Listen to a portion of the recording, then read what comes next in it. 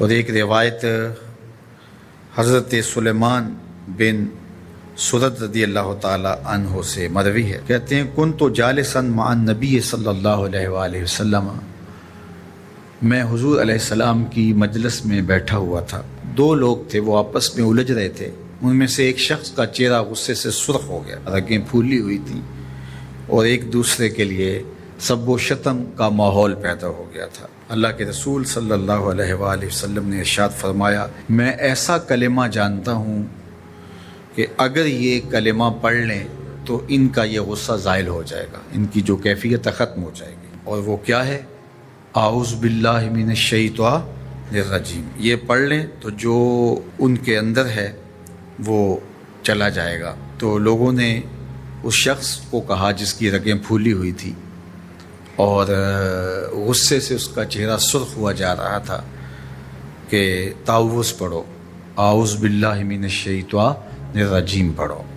اور یہ اللہ تعالیٰ نے قرآن مجید میں ارشاد فرمایا ہے کہ جب غصے سے انسان بے قابو ہو جائے تو اس کو چاہیے کہ وہ اپنے غصے سے باہر نکلنے کے لیے تعوذ پڑھے۔ ایک روایت میں ہے اللہ کے محبوب نے ارشاد فرمایا، تم میں سے اگر کوئی شخص غصے میں آئے تو وہ خاموش ہو جائے، تو خاموشی سے غصے کا لیول نیچے آنا شروع ہو جائے گا۔ اور ایک روایت میں ارشاد فرمایا، جب تم میں سے کوئی شخص غصے میں ہو تو وہ کھڑا ہوا ہو تو وہ بیٹھ جائے، اور اگر اس کا غصہ اس سے زائل ہو گیا تو ٹھیک، ورنہ لیٹ جائے۔ یعنی اگر وہ کھڑا ہو تو بیٹھ جائے،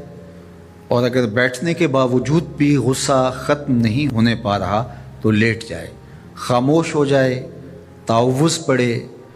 اور بیٹھ جائے یا پھر لیٹ جائے۔ تو یہ چار صورتیں غصے کو کم کر دیتے ہیں۔ تو غصے کو نافذ کرنے کی بجائے کوشش کرنی چاہیے کہ غصہ جو ہے وہ فروغ ہو جائے، چونکہ غصے میں انسان ایسے امور کر لیتا ہے کہ بعد میں اس کو سخت پچھتاوا ہوتا ہے۔ تو ایک شخص نے حضور سے کہا کہ حضور مجھے کوئی وصیت کیجئے۔ حضور نے اسے ارشاد فرمایا کہ تو غصہ نہ کیا کر۔ اس نے پھر کہا مجھے وصیت کیجئے، تو آقا کریم نے پھر فرمایا غصہ نہ کیجئے۔ اس نے پھر کہا، یہ بات ایک بار نہیں، اس نے کئی بار حضور سے پوچھی۔ وہ کوئی اور وصیت طلب کرنا چاہ رہا تھا کہ یہ تو ٹھیک ہے، کچھ اور وصیت بھی کیجئے۔ اس سے ایک تو اس شخص کی ذاتی صورتحال ایسی ہوگی، اور دوسری یہ ہے کہ اس نصیحت کی اہمیت کے پیش نظر کہ غصہ جب انسان کو آتا ہے تو وہ مغلوب ہو جاتا ہے اور بہت غلط فیصلے کر بیٹھتا ہے، اس لیے بار بار ایک نصیحت پر تاکید کرنا اور اس کا تکرار کرنا اس امر کی طرف توجہ دلاتا ہے کہ ہمیں معاملات کے اندر بہت معتدل رہنے کی ضرورت ہوتی ہے۔ جو شخص غصے کو نافذ کرنے کی طاقت رکھتا ہے، ایک تو ہوتا ہے کہ بندہ غصے سے خود اپنے آپ کو بے چین کرے گا، لیکن اپنے غصے کو نافذ نہیں کر سکتا، غصہ نکال نہیں سکتا، خود پیچ و تاب کھائے گا۔ لیکن یہ وہ شخص ہے جو غصے کو نافذ کر سکتا تھا، اس کے پاس طاقت تھی، لیکن اس نے اس کے باوجود غصے کو ضبط کیا۔ حضور علیہ السلام نے ارشاد فرمایا، قیامت کے دن اللہ تعالیٰ لوگوں کے سامنے اسے بلائے گا، تو اللہ تعالیٰ اسے اختیار دے گا کہ جنت کی حوروں میں سے جس کے ساتھ تم نکاح کرنا چاہتے ہو، جس کے ساتھ تم رہنا چاہتے ہو، تمہیں اس کا اختیار دیا گیا ہے، اس لیے کہ تم نے اپنے غصے کو ضبط کیا، اس کو نافذ کرنے کی طاقت کے۔ یہ بھی ہوتا ہے کہ کسی کو کسی عمل خیر کی توفیق ہو جاتی ہے تو وہ اس پر اللہ کا شکر کرنے کی بجائے دوسرے لوگوں کو جو فی الحال اس توفیق سے محروم ہیں حقارت کی نظر سے دیکھنا شروع کر دیتا ہے۔ بعض اوقات کسی کو نماز پڑھنے کی توفیق مل گئی تو وہ بے نمازیوں کو حقارت کی نظر سے دیکھنا شروع کر دیتا ہے، تو یہ اس کے عمل کا عجب اس کے عمل کو برباد کر دیتا ہے۔ اگر اللہ نے آپ کو خیر کی توفیق عطا کی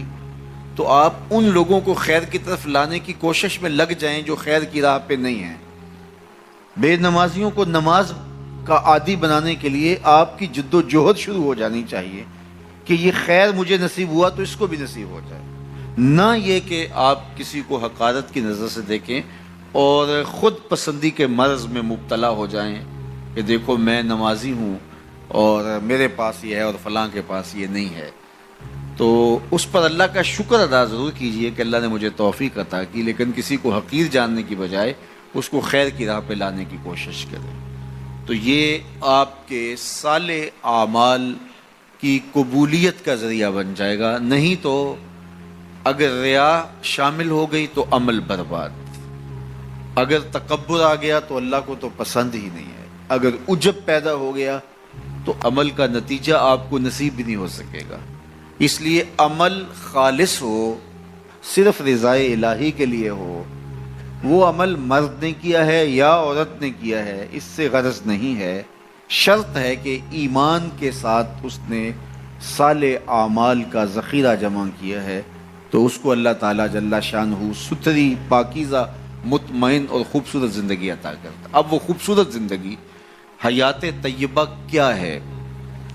تو سنیے، حضرت سعید بن جبیر رضی اللہ تعالیٰ عنہ فرماتے ہیں کہ حیات طیبہ سے مراد الرزق الحلال ہے۔ اللہ جل شانہ جس کو پاکیزہ اور ستھری زندگی عطا کرتا ہے اس کو رزق حلال عطا کر دیتا ہے۔ حلال رزق کا نصیب ہو جانا ایک خوبصورت زندگی کا نصیب ہو جانا ہے، کیونکہ حلال میں طمانیت رکھی گئی ہے۔ ایک شخص جتنا بھی حرام رزق اکٹھا کر لے اس کو اس سے طمانیت باطن، سرور باطن نصیب نہیں ہو سکتا، اس کے اندر اطمینان اور قرار نہیں آ سکتا، کیونکہ حرام میں یہ ہے ہی نہیں۔ تو حلال تھوڑا بھی مل جائے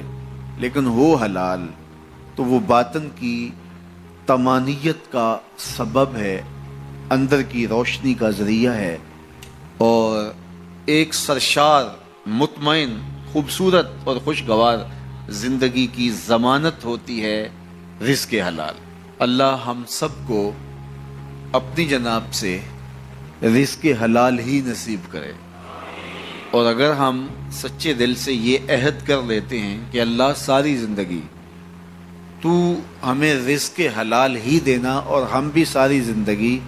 حرام کے ایک لقمے سے بھی اپنے آپ کو محفوظ کریں گے، اللہ آپ کے لیے حلال کے راستے کشادہ کر دے گا۔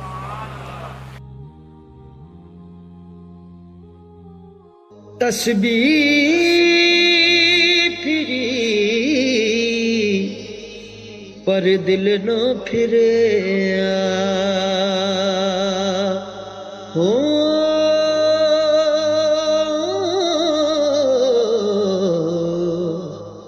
لینا کی تسبیح ہتھ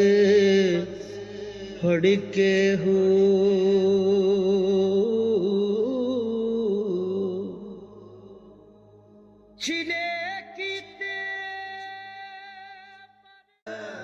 تیرے عشق نچایا، تیرے عشق نچایا، تیرے عشق نچایا کر کے تھیا تھیا، چھیتی بوڑی وے طبیبا نہیں تے میں مر گئیاں، چھیتی بوڑی وے طبیبا نہیں تے میں مر گئیاں، تیرے عشق نچایا کر کے تھیا تھیا،